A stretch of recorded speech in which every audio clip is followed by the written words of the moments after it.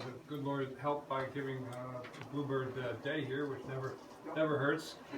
So Leslie and I actually are relatively near neighbors. Right down the road is where we get our Christmas tree. And we live on Green Street in Canton, right on the Milton line, but we're fellow residents of the Great Blue Hills Wildlife Refuge. If you look out our dining room window, it looks like the skiers are going to come right through the window, but actually Route 138 intervenes. You just can't see it from our house up on a hill, but it is a wonderful neck of the woods, and we feel completely at home here. Peter Spaulding and I talked very early. I think it was right after I announced that I was forming an exploratory committee. I hadn't even announced my candidacy. But Peter and I actually go back to the time when he was an executive counselor, and we were already kindred spirits. So we knew we bought each other's politics. I came up and did a fundraiser for Peter when he was an executive counselor, and he gave me the most beautiful watercolor print of 2 golden trout. And I told Peter when he called me, I said, Peter, I've still got this beautiful thing hanging in my office. And they used to have those at Lake Sunapee, where I went to camp when I was 8 years old. Well, we were off for 35 minutes then, because Peter and I probably know more about golden trout than any other 2 people in the Northeast, and we take that very seriously. We also take our politics seriously, and I never forget that Peter was the campaign chairman also for the late John McCain when he won his 2 insurgent races in the Republican primary in New Hampshire. So this is a man who knows every nook and cranny of every city and town in New Hampshire, and it's been indescribably helpful to be able to rely on his counsel over the months of the campaign. I kind of felt the same way. Leslie and I felt the same way, as Dave said, that you just can't stand by when politics is as poisonous in the country as it is today. And you know what we said early on, and Leslie actually writes all the best stuff that comes out of my mouth. He said, you know, somebody's got to plant a flag. And this was early last year. This was like February of 2019 when I gave my first speech and said, you know, I can't stand and watch this. And I would never have run against Mr. Trump if it was 2017, right after he got in, even though I was completely horrified by his inaugural address, which is an accurate foreshadowing of exactly what he wound up doing. But we didn't know enough about him. We may have known that he was an oddball, but you know, frankly, in the early going, looking at the debates when there were still 12 or 13 people on stage, I remember jumping up from the couch we were watching on TV, saying, wait a minute, that's the third one in a row where Trump gave the best answer. And there was something kind of refreshing about him as a candidate, because what we saw was the pivot and the humor, and what we didn't see was the vindictiveness and the megalomania and the narcissism, and I have to be praised all the time, or else I'm so insecure I'm going to break into 600 pieces like a China doll, which is the real Donald Trump. And it's you know, led to a lot of his misbehavior in office. So we did get in, and as I say, Peter was great taking us around the state of New Hampshire, and we have a wonderful team up there, and we have had a couple of hundred visits up in New Hampshire, more than anybody else, or tied for most, and it's just been a pleasure. The New Hampshire Republican Party, the rank and file, not the state party itself, which is an arm of the Trump organization, but the rank and file. When I say to them, I'm kind of a New England Republican, they know exactly what I mean. And it's just what David said. It's being flinty, which is a euphemism for fiscally conservative, particularly in the Granite State. They understand that concept. And it used to be part of what it meant to be a Republican, which is to be chary of the taxpayers' money.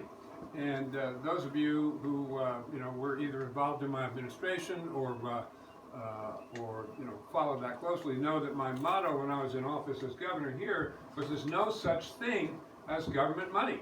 It's only taxpayers' money. And nobody in Washington, D.C. has absorbed and retained that basic truth. And it's one reason why Washington is in such a mess. So we cut taxes 21 times. We never raised them. We balanced the budget in 2 months after I came in with a huge deficit. And as Dave indicated, things went very well, mainly because of my wingman, Paul Cellucci, who was a 16-year veteran of the legislature and understood everything about the State House that I didn't. So I was kind of Mr. Outside, he was Mr. Inside. It was a great combination and a joy. Paul got ALS shortly after he left office as governor. He succeeded me, and they said, "You got 5 years to live," and he had 5 years to live. That's a precise disease, I'm so sorry to say. But we still see a lot of Jan who still lives out in Hudson, Mass. So on this campaign, and I had seriously looked at running for president twice before, 96 and 2000, and decided not to do it for different reasons each time. But anyway, my self-image, it doesn't have quite the megalomania of Donald Trump. It's just that I had, some experience 2 terms as an executive.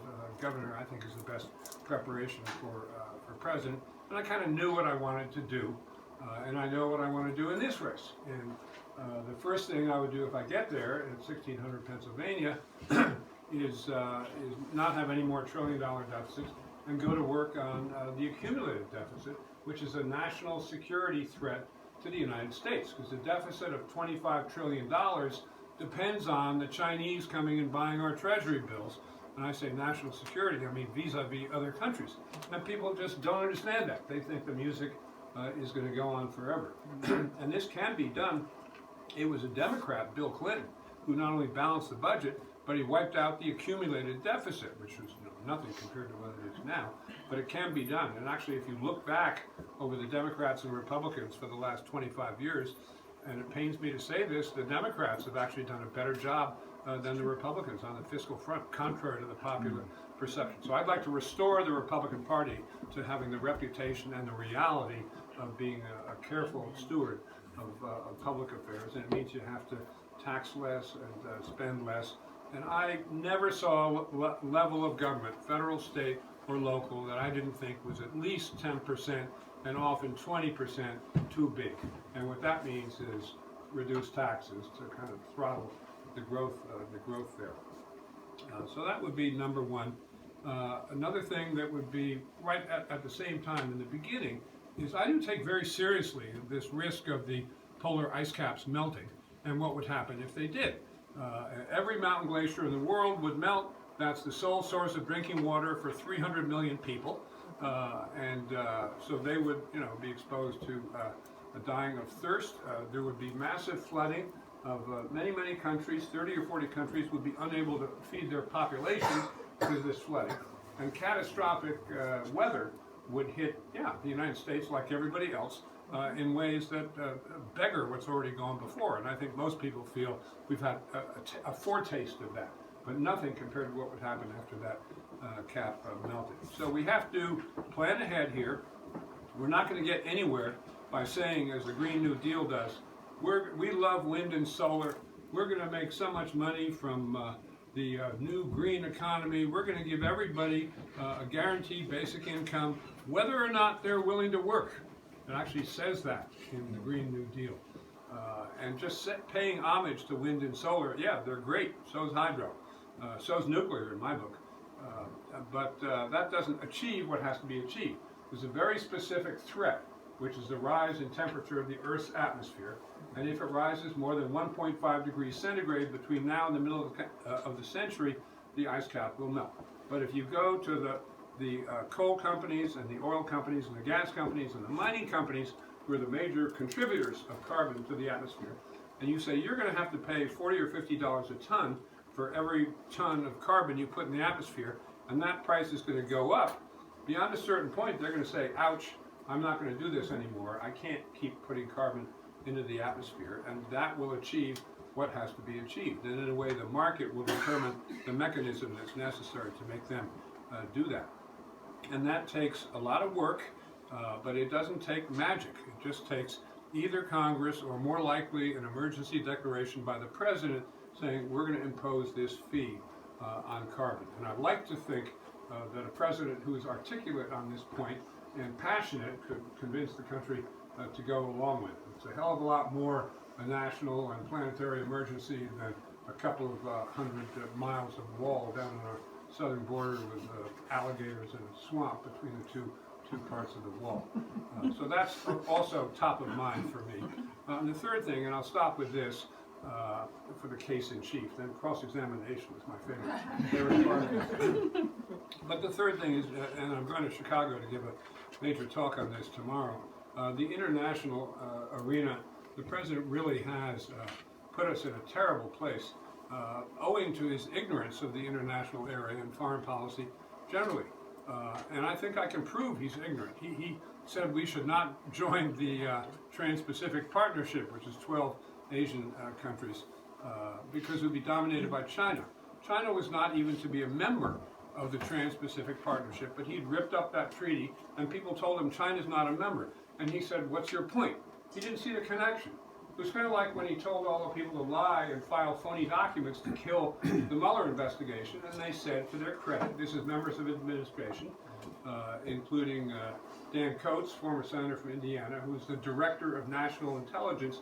Trump ordered him to file phony documents and lie to watch out for Trump's political skirts and try and kill the Mueller investigation. Dan Coates predictably said, Mr. President, I can't do that. That would be a felony, and besides it would be wrong, it would be perjury. And Trump said, what's your point? He doesn't connect the dots in the most elemental way, in the most elemental moral connections. And he's incapable of conforming his conduct to any norm, or much less the rule of law. And it's been true his whole life. He used to boast when he was in the housing business and had projects. We have ways of keeping out people of color. We can keep them out of our projects. This is on top of the table. He would tell anyone who would listen, and a lot of people who wouldn't.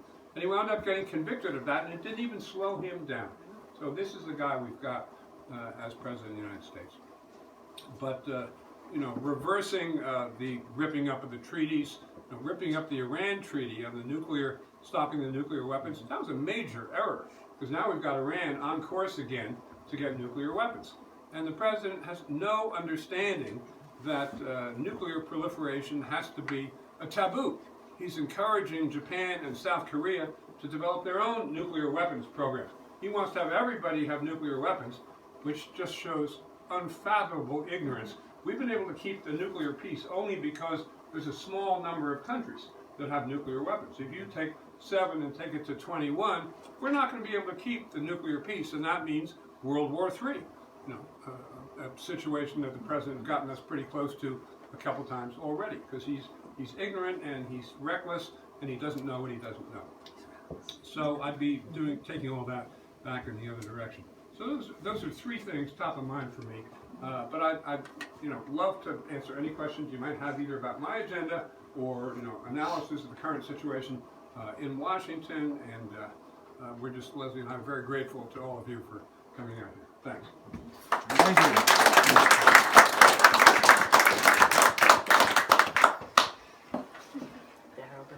Stump the band. Yeah. Your colleague, Mitt Romney, is now sitting in the Senate and doesn't seem to, and has a number of other Republican, colleagues who presumably, good people with a sort of sense of this country. What do you think is the chance of some of them moving?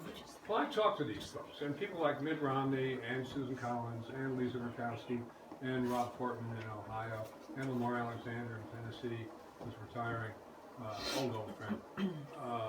I talk to them, and I don't spot them and say I'm going to say this about you publicly unless you come around. But they're cordial conversations, and I would say there's 6 or 7 senators who might find it in their heart to do the right thing and vote to remove the president.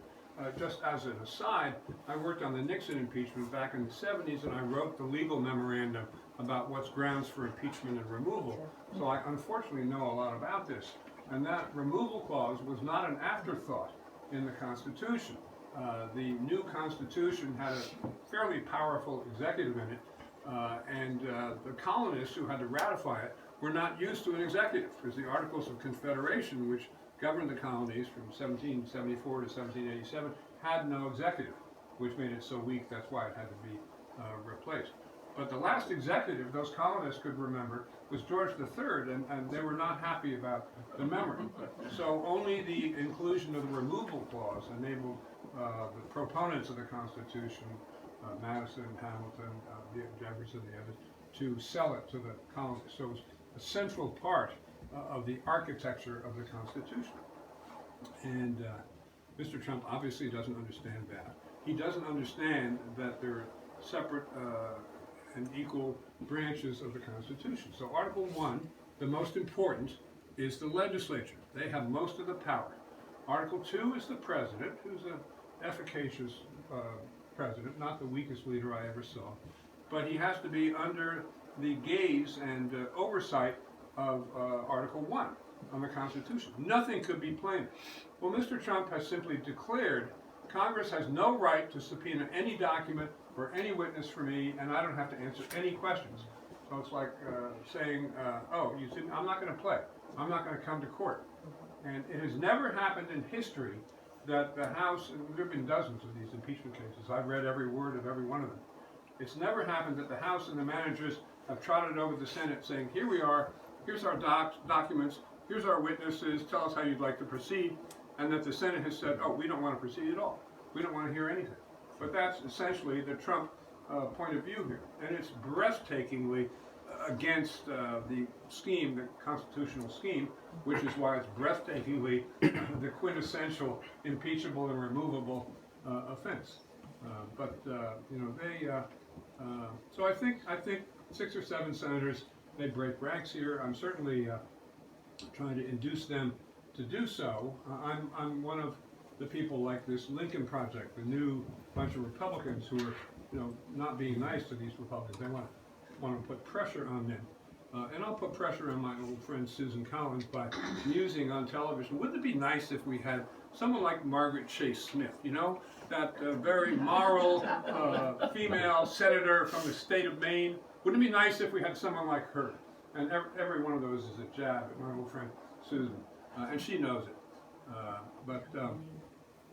So I think there's some prospect there. Last night I was on the MSNBC, the Lawrence O'Donnell show, although Ali Belshi, and I said, look, if those Republicans just hang tight and say the emperor has a beautiful suit of new clothes, they're going to go down in history like the Chicago Black Sox, who threw the 1919 World Series, which is true. So that's another kind of shot across the bow.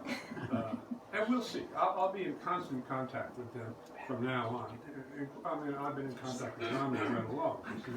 I was active in both of his presidential campaigns, and he succeeded me as governor. There were no Republicans for 20 years before me, and after me we had 4 in a row, and the 4th was Romney, so we're especially close.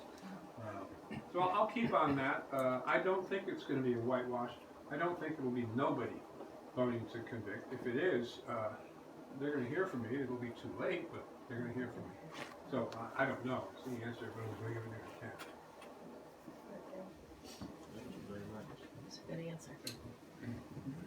Yes. The Lincoln Group. Do you think, or what's your opinion as to the voting of Americans for president?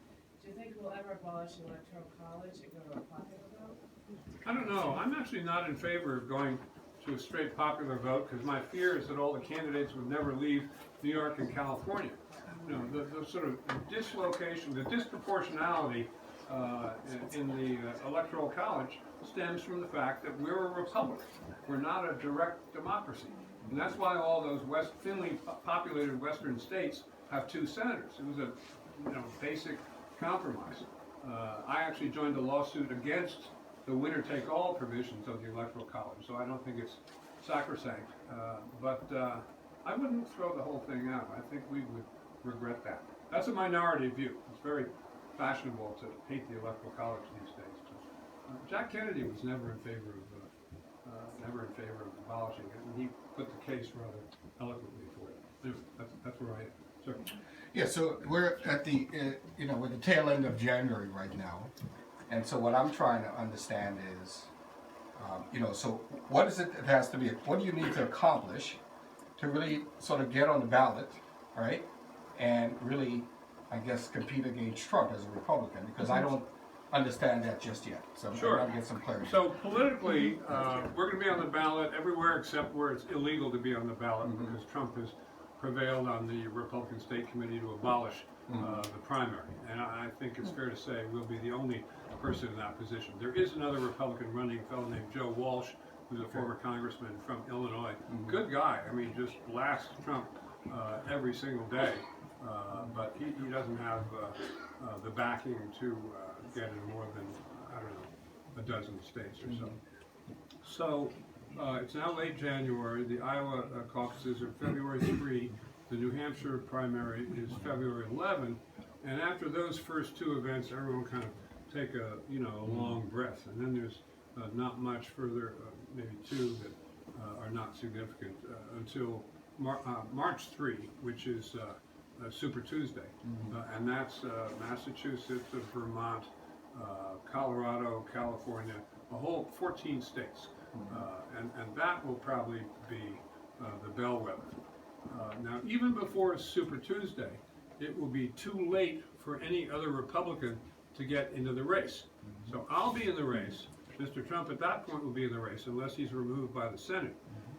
But I don't think anybody else will have time to get in because too many ballot filing deadlines will have gone by, which means I will then have the direct shot at Mr. Trump, and we'll just have to wait and see how he does in New Hampshire and how he does on Super Tuesday.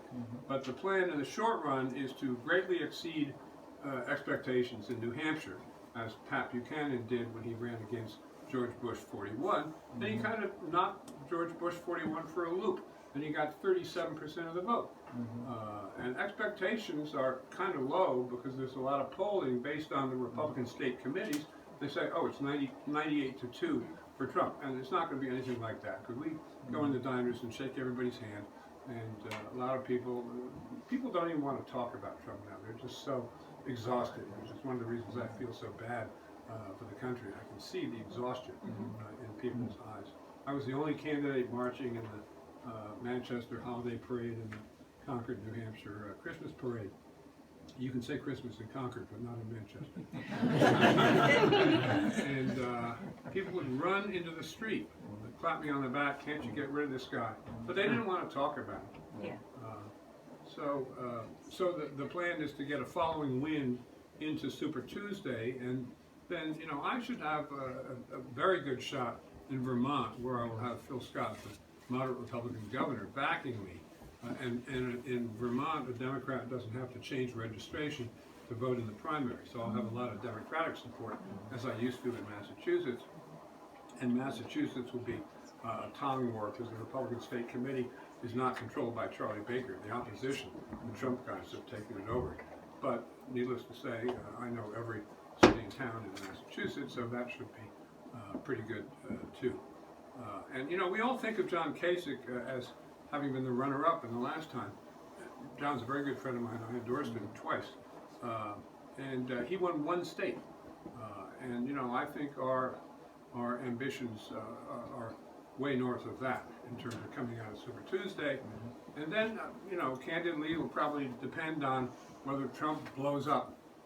Again. He's been a little bit, I think the last 6 months, more obviously unhinged than he was before.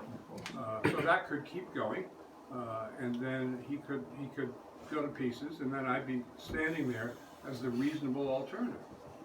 And I do think that a lot of Republicans are scared of Sanders and Warren, and they say, I got to go with Trump because I'm scared of Sanders and Warren. I think I could beat Sanders and Warren a lot more easily than Donald Trump could because I'm an economic conservative, and so the fact that Warren says there's no such thing as jobs created in the private sector, they're all created by the government, and both Sanders and Warren would double or triple our taxes, and and I like them both personally. Senator Warren has this 2% tax on the wealthiest, or whatever it is, the wealthiest sliver of Americans.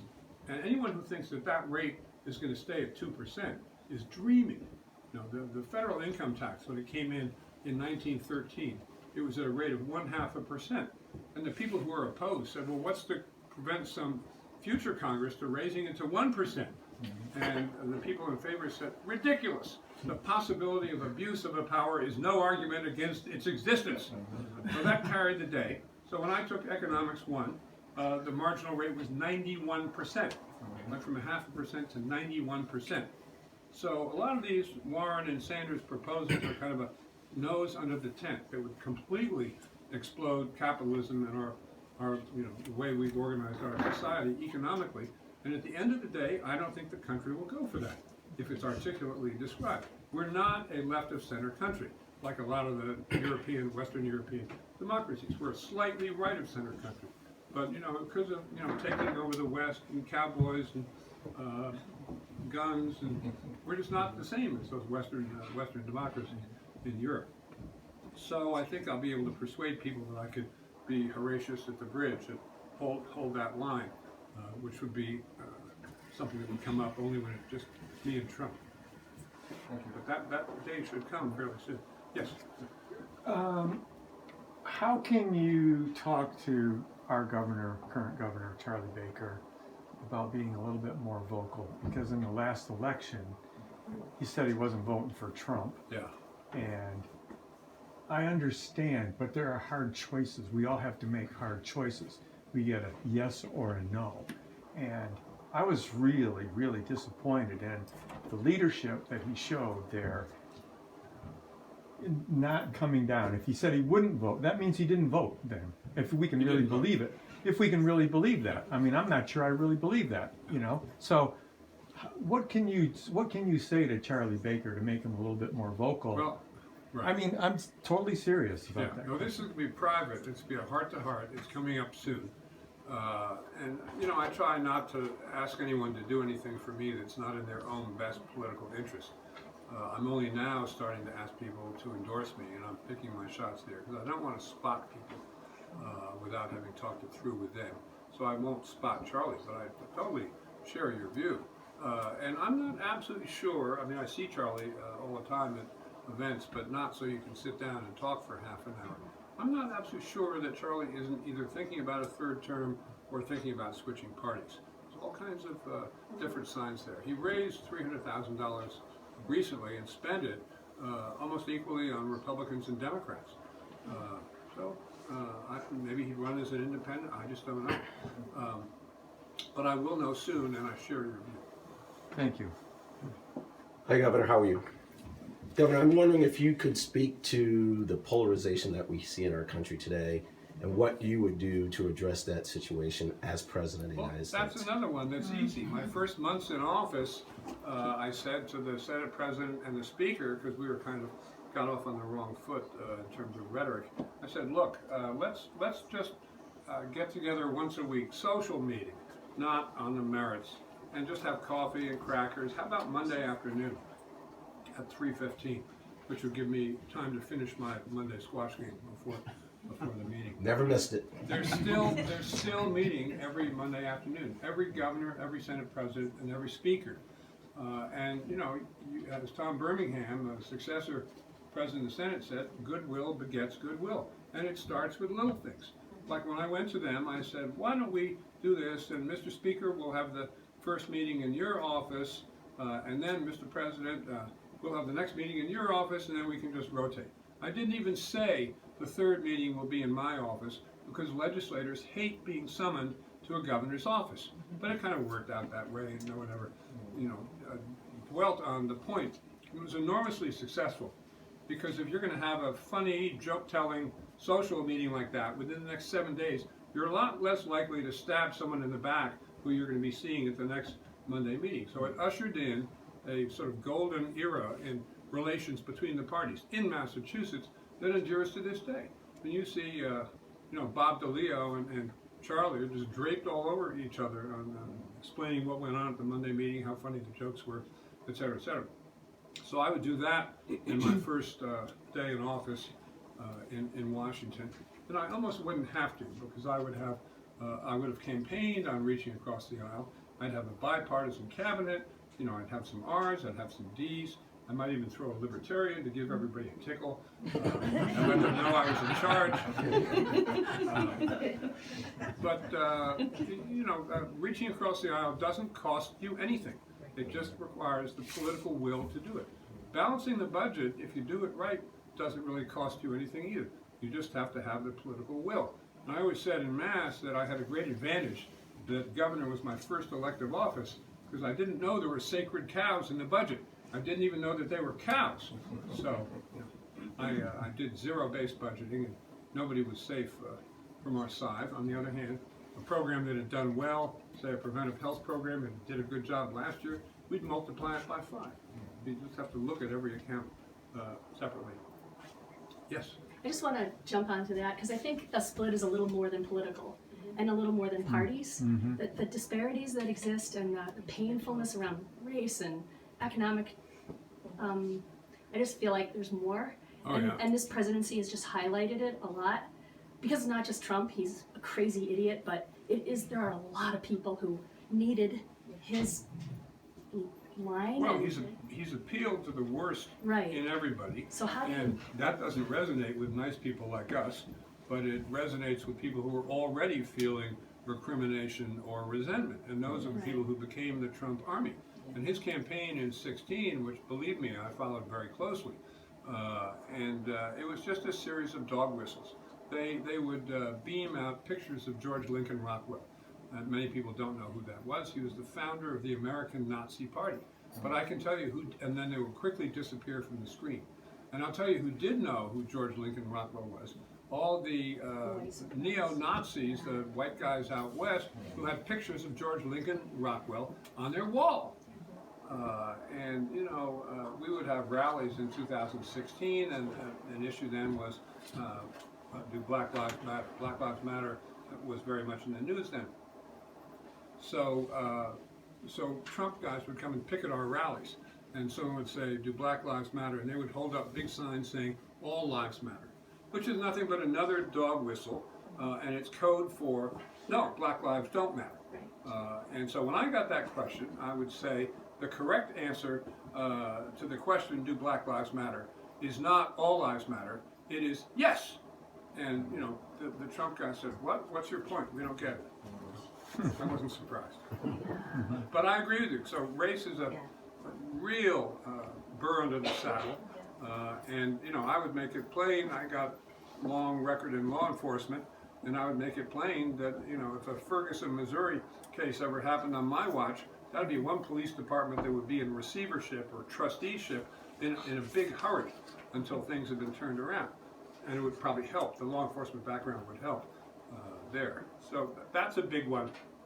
Another one is that the country's become so divided, and Trump has been so successful in getting everybody's teeth on edge and instilling resentment. These brown people crawling across the mud of the border in Mexico, they're coming first to steal your job, but right after it, they're going to harass your wife. Right. We want you to be just as insecure as you possibly can, just like me, Donald Trump. So I've begun to worry a little bit about the income inequality issue, and I say that not only as a moral matter, but as a prudential matter, because I'm worried about the social fabric and social cohesion. And Trump says, if I, Donald Trump, don't win the 2020 election, there's going to be a civil war. And his Rasputin Robespierre, Steve Bannon, says, if he does win the 2020 election, there's going to be 4 years of unrequited payback. Payback? Like he wasn't already reading off an enemy's list like no one in history? So nothing good is going to come from those guys, which is why we're basically giving up our lives for, a year. That's cheap at the price to try to at the very least, create, a hole beneath the waterline in the vessel SS Trump. And Bannon said the other day, we need the Republicans to stand together or Trump is going to lose this election. Music to my ears. I'd love to get there by knocking off Trump in the New Hampshire primary, which has never happened. No one's ever beaten a sitting president.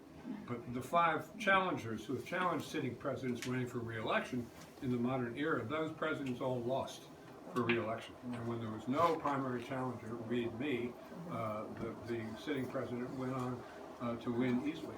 So historically, history kind of favors our move, and Peter Spalding's been a big part of that, and I want to be one too. Cheryl. And just the continuation of this conversation, a lot of people think that the Trump people are the extremes. And what I've found in my daily conversations, whether it's my patients or some of my friends, and some of them are women, some of them are people of color who still like Trump, and it's surprising to me.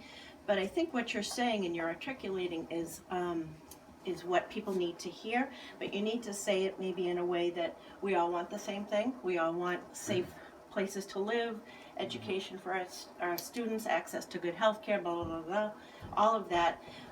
It's just, who do you think is going to bring that to you? And I think if you also remind people that you want what they want, whether they're Trump supporters or not. No, that's, You know, there's a lot of heat when you bring up politics, that's specifically like Weld versus Trump versus Yeah. Warren, and some of my kindest friends are Trump supporters. yeah. So it's not always the extremes. It's just that they even said to me before, "Where are you getting your news?" And I said, "Well, not Breitbart or Fox News, obviously, but that's where they're getting their news." Yeah. So No. it's so multi-level. No, but that's totally right. And I'm reminded of another Jack Kennedy quote I used in a speech on climate change recently. And he said, we all breathe the same air, we all drink Yes. the same water, we all care about our children. Yes. That's all you really need to know. Right.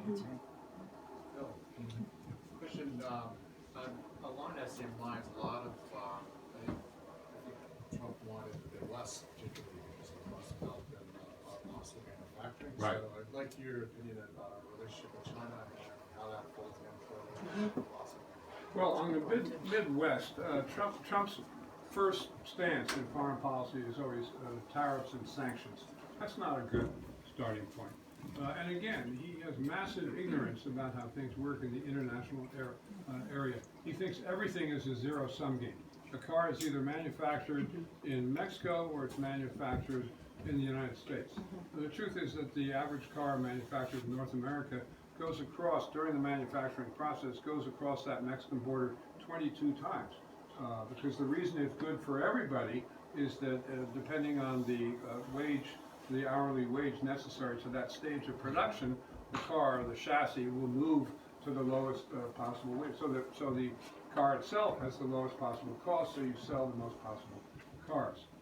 And when Trump, every other week, almost every other day, says, I'm going to slap a new tariff on China, and that'll help our farmers, the farmers are going to pay that tax. Because Trump thinks that people in China are taking money out from under the mattress because they got to pay the tax, the tariff that he put on China.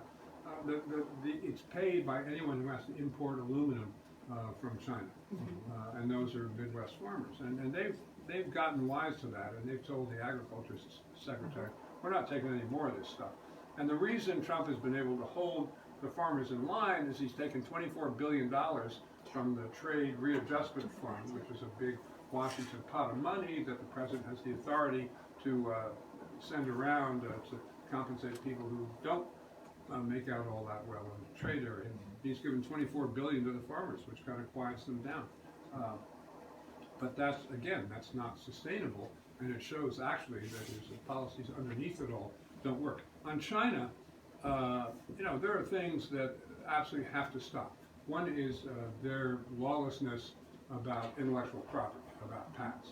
They actually changed their antitrust law and their criminal law in 2008 to say anyone who interferes with the total exploitation of any IP in a joint venture between a foreign company and a Chinese company is guilty of monopolization. They took it right out of our Sherman Act.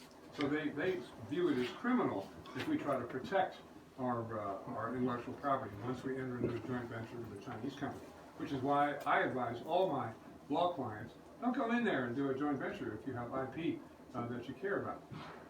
So that's one that we can't have any flexibility on. The other one, the other nasty conversation topic there is when Xi Jinping came in, he said, we're gonna shape up these SOEs, these state-owned enterprises. We're not gonna give them subsidies, they're gonna have to stand on their own 2 feet, and that was fine for about 6 months. Now it's right back to the old way, which means if we're trying to get a contract with a country in Africa, the Chinese just outbid us. Here's your new railroad, we just built it for you. Here's all your roads from the airport into town. All we want is a 15-year take-or-pay contract for your platinum, your palladium, your rhenium, which is, and many of these minerals are present in Africa much more than anywhere else in the world. And the Chinese are beating our brains in by government subsidies to the Chinese private companies that are bidding against us. So those are two bad things. On the other hand, when Xi Jinping said, just when he was taking over, we have 1,000 reasons to be friends, meaning the U.S., he's right, because we have 1,000 touch points. And if you're creative, and again, treat them with respect. I've spent a lot of time in China. I know much of the leadership, and some of them I'm a member of a group of former world leaders where I'm the only one that's not a head of state. I'm head of a state, but I know these guys from my travels, so they elected me a member. And Dong Jiwa, who's in the Politburo, which is the top 5 people, former head of Hong Kong, said they're just scratching their heads about Trump because he's just so ignorant. But I think if you had a decent relationship and a mutual respect for the Chinese, you could go to them, for example, and do a multi-part deal. Like, if I got in, I would go to China and say, look, you got a lot of influence over North Korea. I'm sure that North Korea doesn't like these missiles and American troops, aimed at them from 9 miles away, and neither do you, because you're standing right behind North Korea. I think we might be able to do something with South Korea to attenuate that presence if we could get a deal with the North and long-term reunification of the Korean Peninsula. The problem is North Korea is desperately poor. So if you, China, would lean on them a little bit and help them with their standard of living, I would help some more, and then maybe we could have a 4-way deal that would give everybody what they want here, whether they're willing to admit it now or not. And I don't know if that would work, but the Chinese are very subtle. I wouldn't be surprised if it did work. And the North Koreans would not have much to say about that if the Chinese could be persuaded to, lean on them. We got time for about one more. Okay. Over here? Well, Cheryl, you're the hostess with the mostest. Sorry. You get 2. I just wanted to know if you could give advice on how to get some of our fellow Democrats to also vote for you. Well, How do we start that conversation without offending people? yeah, no, in How do we get them to donate Not, to your not about you campaign? specifically, yeah, donations and voting and an awareness in the primary. well, we got a website, which is weld2020.org, Okay. and they make it very easy to donate. There's a button on page 1 and every other page that says donate. Okay. So that's how to donate. And in terms of voting, in Massachusetts, as in New Hampshire, the independents can vote in either primary. Yes. So encourage independents to take a Republican ballot. Yeah. In New Hampshire and Mass, Democrats, if they want to do that, have to have changed registration to independent by a certain date. And I haven't looked to see what it is yet, but I bet you nickel it's already gone by. It was back in late October. Well, that was in New Hampshire. Yes. Yeah. So We can look that up. so probably We're it's gonna gone have a by. drop-down, we have to have a drop-down menu for every state that will have the deadlines, the rules, the downloadable forms, Okay. et cetera. So it's a little odd because when I did run for re-election, I got 50% of the Republican vote in the primary, and the independents came in and voted for me 6-1. That is going to be harder to achieve this time because you've got Elizabeth Warren and Deval Patrick in the Democratic primary. So we're going to give it everything we've got. And in New Hampshire, you've got all the Dems also.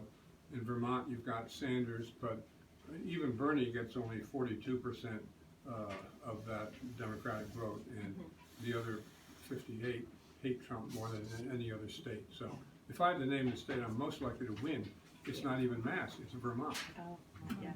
So that difference in the law. And you on Instagram? Do you have social media to reach some of the We younger do. folks? We do. Good. Yeah. Okay, thank you. Yeah, yes. Hi, pleasure to be. Thanks for coming. I just had a quick question towards the younger folks. I know, at least from the Democratic side, I've heard a lot about free college, and I personally don't think it's attainable, especially what the taxpayers are asking. I'm very proud of the fact that I get to use post 9/11 GI Bill. I feel like we have stuff set up already. Do you think there's a problem? Because I know that school rates are higher, and I think those could be cut down. Do you think we have a good setup now? Again, politics. My political imperative is to have more young people and women voting in the Republican primary than usually do by percentage.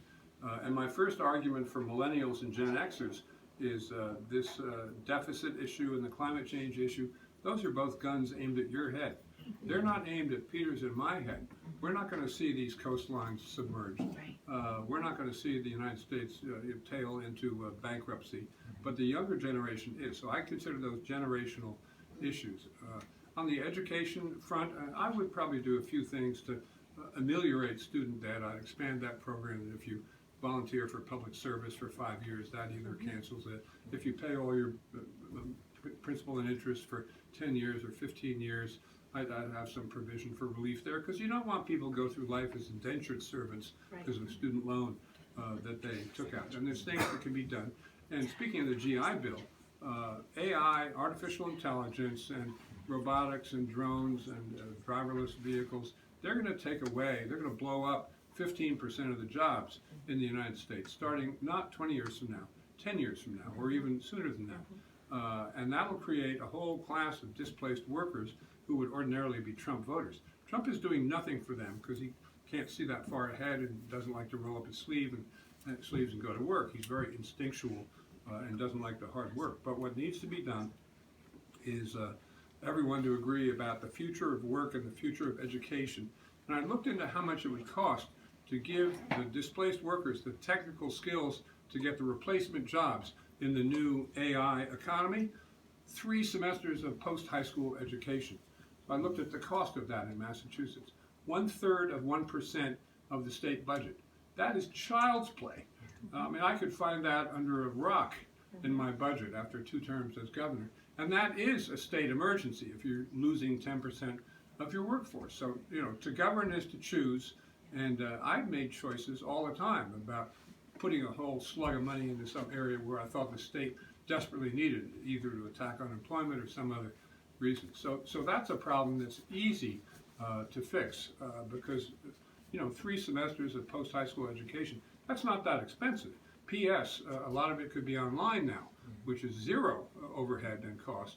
And, you know, recently it's come out that distance education, online education, is just as sticky to the person taking the course because they want to learn. Just as sticky as the little red schoolhouse and social learning that we all grew up with. So I think that's a question easily answered without going to Bernie Sanders and everything should be free. Thank you so much, everybody. Thank you. Thank you.